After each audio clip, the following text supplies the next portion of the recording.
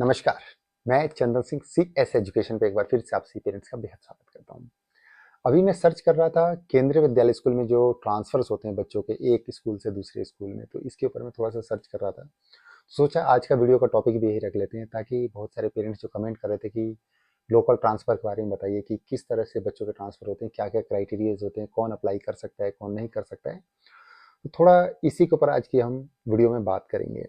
Video अच्छा लगे तो CS एजुकेशन को सब्सक्राइब कीजिएगा और सभी पेरेंट्स के साथ भी इस वीडियो को और मेरे चैनल को शेयर कीजिएगा अपने व्हाट्सएप ग्रुप में या जहाँ जहाँ सोशल मीडिया प्लेटफॉर्म है वहाँ पे भी आप शेयर कर सकते हैं ताकि और सभी पेरेंट्स भी जो है CS एजुकेशन के साथ जुड़े हैं। ठीक है, तो देखिए दोस्तों, क्या है कि लोकल ट्रांसफ़र ऐसा होता है कि एक ही रीजन के अंदर में जितने केंद्रीय विद्यालय स्कूल होते हैं, उन केंद्रीय विद्यालय स्कूलों में एक स्कूल से दूसरे स्कूल में अगर आप ट्रांसफर लेते हैं, एक ही रीजन का मतलब ये हो गया जैसे दिल्ली में अगर कोई रीजन है या लखनऊ रीजन के अंदर में जितने केंद्रीय विद्यालय स्कूल है, या जैसे देहरादून रीजन के अंडर में जो यहाँ जितने भी केंद्रीय विद्यालय स्कूल है, जैसे रुड़की के हो गए, देहरादून के हो गए, हरिद्वार के हो गए, रानीखेत के हो गए, सभी जो है देहरादून रीजन के अंडर में आते हैं। इसी तरह से आपके हर स्टेट में जो है एक रीजनल ऑफिस बना हुआ है और उस रीजनल ऑफिस के अंडर में जितने केवी आते होंगे, तो एक केवी से दूसरे केवी में उस रीजनल ऑफिस के, सिर्फ उसी की बात करें पर्टिकुलर, एक रीजनल ऑफिस से दूसरे, सॉरी, एक केंद्रीय विद्यालय से दूसरे केंद्रीय विद्यालय स्कूल में अगर एडमिशन लेते हैं, उसको कहते हैं हम लोकल ट्रांसफर। कि मतलब लोकल ट्रांसफर उसी कहते हैं जो एक रीजन के अंदर में जितने केंद्रीय विद्यालय स्कूल हैं उनमें से, मान लीजिए कि ये एक बड़ा सा रीजनल ऑफिस हो गया, इसमें बहुत सारे केवी हो गए, तो इस केवी से आपको इस केवी में अगर जाना है तो इस कंडीशन में इसको हम लोकल ट्रांसफर बोलते हैं। जैसे रीजनल ऑफिस हो गया, ऐसे ही दूसरे रीजनल ऑफिस भी होते हैं। इसके लिए एक रीजनल ऑफिस से दूसरे रीजनल ऑफिस के केवी में एडमिशन के लिए अलग प्रक्रिया है, उसके ऊपर हम कभी और बात करेंगे। फिलहाल में लोकल ट्रांसफर के ऊपर हम बात कर लेते हैं। ठीक है, तो यहाँ पर एक कॉन्सेप्ट क्लियर हो गया कि रीजनल ऑफिस का ट्रांसफर क्या होता है और एक लोकल ट्रांसफर क्या होता है। ये आपका क्लियर हो गया होगा, आई होप कि क्लियर हो गया होगा। तो देखिए दोस्तों, क्या है ना कि पहला जो क्राइटेरिया है लोकल ट्रांसफर के लिए ये है कि अलॉटमेंट और वैकेशन ऑफ गवर्नमेंट अकोमोडेशन, यानी कि कोई सरकारी जॉब वाला पेरेंट्स से अगर हैं और बच्चा अगर केवी में पढ़ रहा है, लेकिन अभी उनको जो है गवर्नमेंट अकोमोडेशन अलॉट हो गया है और उसके नियर बाई, मतलब जो क्वार्टर जहां अलॉट हुआ है वहां के नियर बाई केवी में अगर उनको जाना है, तो इस कंडीशन में उस केवी से जो है ट्रांसफर लेकर के उस केवी में जाकर के एडमिशन करा सकते हैं। ये होता है लोकल ट्रांसफर। और ये हो गया आपका ग्राउंड की अकोमोडेशन, अलॉटमेंट और वैकेंट। ठीक है, तो ये आपका क्लियर हो गया। उसके बाद दूसरा आता है पेरेंट्स ट्रांसफर। मतलब कोई पेरेंट्स अगर सरकारी जॉब में है तो एक जगह से किसी और जगह पे ट्रांसफर चले गए, तो इस कंडीशन में TC कटवा करके ले जा करके वहां पर एडमिशन लेते हैं। तो ये हो गया दूसरा ग्राउंड ट्रांसफर के लिए कि अगर पेरेंट्स गवर्नमेंट जॉब में है, उनका अगर ट्रांसफर हो जाता है तो बच्चे का ट्रांसफर के लिए अप्लाई कर सकते हैं। तीसरा, शिफ्टिंग और परचेस ऑन हाउस। एक और बात बताना चाहूंगा, जो पेरेंट्स ट्रांसफर वाला था ना गवर्नमेंट जॉब वालों के लिए, ये सिर्फ कैटेगरी 1 से लेकर के 4 वालों के लिए है। जो भी गवर्नमेंट एम्प्लॉयज हैं उनके ऊपर ये लागू होता है ट्रांसफर वाला जो क्राइटेरिया है। ठीक है, तीसरा जो है शिफ्टिंग और परचेस ऑफ ऑन हाउस, मतलब कि या तो अपने घर में शिफ्ट कर रहे हैं या तो आप अपना घर खाली कर रहे हैं या अपना घर खरीद रहे हैं, तो इस कंडीशन में जो है आप जो है ट्रांसफर के लिए अप्लाई कर सकते हैं। सपोज दैट आप यहाँ के घर में अभी रह रहे हैं लेकिन आपने नया घर ले लिया यहाँ पर, या आप इसको खाली करके यहाँ पे जा रहे हैं, तो इस कंडीशन में जो है आप जो है ट्रांसफर के लिए अप्लाई कर सकते हैं। लेकिन आपको उसके लिए जो है एक वैलिड डॉक्यूमेंट स्कूल में दिखाना पड़ेगा।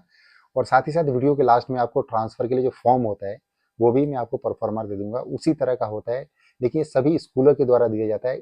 डेमो के लिए मैं आपको जो है ये फॉर्म दिखाऊंगा बस।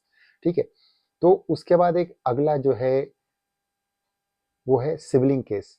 मान लीजिए किसी पेरेंट्स के 2 बच्चे केवी में पढ़ रहे हैं या एक बच्चा केवी में पढ़ रहा है, दूसरे बच्चे केवी में एडमिशन के लिए अप्लाई किया, लेकिन जिस विद्यालय में पहले से एक बच्चा पढ़ रहा है उसमें एडमिशन ना होकर के दूसरे वाले केवी में अगर एडमिशन हो गया, तो इस कंडीशन में आप जो है दोनों बच्चों को एक साथ पढ़ाने के लिए, सेम स्कूल में रखने के लिए, सिबलिंग केस में आप जो है ट्रांसफर के लिए अप्लाई कर सकते हैं।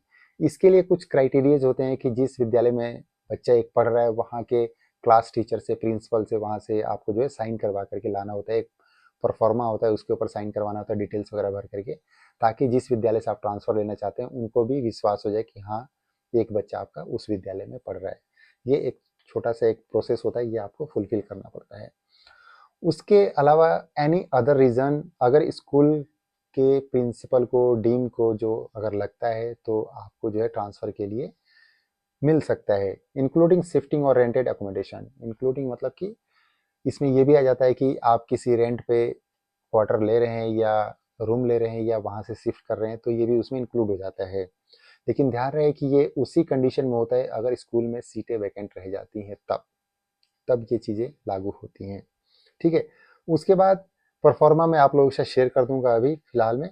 और ये जो ट्रांसफ़र लगभग भरे जाते हैं अप्रैल मई जून के अराउंड जो भरे जाते हैं, ठीक है। कई बार जो है जो स्कूल निकालते हैं अप्रैल में भी निकाल देते हैं, मई में भी निकाल देते हैं, जून में भी निकाल देते हैं।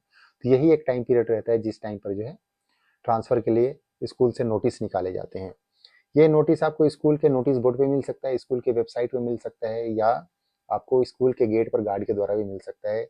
तो स्कूल के द्वारा आपको बता दिया जाएगा, या आप खुद भी पता कर सकते हैं कब ट्रांसफ़र के लिए फॉर्म निकल रहे हैं। ये स्कूल वाइज वेरी करेगा, सबका सेम डेट नहीं रहता है। तो यहाँ पर एक और बात बताना चाहूँगा आप सभी पेरेंट्स को कि जो लोकल ट्रांसफ़र होते हैं वो आपके जो रीजनल ऑफिस के डिप्टी कमिश्नर होंगे उनके अप्रूवल के बाद ही ट्रांसफ़र होता है। ठीक है। एक और बात बता दूं कि यदि आपने अपने बच्चे के लोकल ट्रांसफ़र के लिए अप्लाई किया तो इसका मतलब ये नहीं हो जाता है कि आपको मतलब ट्रांसफ़र मिल ही जाएगा। जब तक अप्रूवल नहीं आएगा तब तक आपको ट्रांसफ़र नहीं मिलेगा। और ट्रांसफ़र के लिए अप्लाई करने का मतलब ये नहीं कि आपका ट्रांसफ़र हो ही जाएगा, इसकी कोई गारंटी नहीं होती है। ठीक है। उसके बाद एक और बात बताना चाहूँगा आप सभी पेरेंट्स को कि विद्यालय के द्वारा ट्रांसफ़र सर्टिफिकेट आपको तभी इशू किया जाता है जब उस रीजनल ऑफिस के डिप्टी कमिश्नर के द्वारा अप्रूवल आपको दिया जाता है। उसके बाद ही आपको जो है विद्यालय के द्वारा आपके बच्चे का टीसी दिया जाएगा, यानी ट्रांसफ़र सर्टिफिकेट दिया जाएगा। इसके साथ साथ लास्ट में जो आखिरी पॉइंट है वो ये है कि जब रीजनल ऑफिस से डिप्टी कमिश्नर के द्वारा अप्रूवल आ जाएगा ट्रांसफ़र हुए बच्चों का, यानी टीसी जिन बच्चों को दिया जाना है, तो उसकी लिस्ट आपको स्कूल के नोटिस बोर्ड पे मिल जाएगा, स्कूल के ऑफिशियल वेबसाइट पे मिल सकता है, और आप चाहें तो स्कूल के ऑफिस में भी जाकर के इसके लिए पता कर सकते हैं। ये 3-4 जगह है जहाँ से आपको पता चल सकता है कि किन किन बच्चों को ट्रांसफ़र मिला और उसमें आपके बच्चे का नाम है कि नहीं है। ठीक है। और बाकी मैं परफॉर्मा अभी आप लोगों के साथ शेयर कर दूंगा। ये जो परफॉर्मा है लास्ट ईयर का है, और केंद्रीय विद्यालय संगठन ने जो है इसको जारी किया था, और ये दिल्ली रीजन के लिए था, लोकल ट्रांसफ़र के लिए, और स्कूल का नाम था केंद्रीय विद्यालय गोल मार्केट। आई होप कि इसके नियर बाई के बहुत सारे पेरेंट्स होंगे जो ये देख लेंगे। और बाकी परफॉर्मेंस सेम ही रहता है, बस स्कूल का नाम चेंज हो जाता है यहाँ पर। तो कुछ इस तरह का फॉर्मेट रहेगा, आपको अभी यहाँ पे दिख जाएगा डिस्प्ले पे या पूरे इस पे। तो आप इस तरह से देख सकते हैं, कुछ इस तरह का परफॉर्मा होता है। तो और ऐसे इंफॉर्मेटिव वीडियो के लिए CS एजुकेशन को सब्सक्राइब करें, फॉलो करें, ज़्यादा से ज़्यादा शेयर करें, ताकि और सभी पेरेंट्स को इसकी जानकारी मिल सके, और साथ ही साथ CS एजुकेशन के साथ और सभी पेरेंट्स भी जुड़ सकें। तो आज के लिए बस इतना ही, तब तक के लिए थैंक यू, बाय बाय, नमस्कार।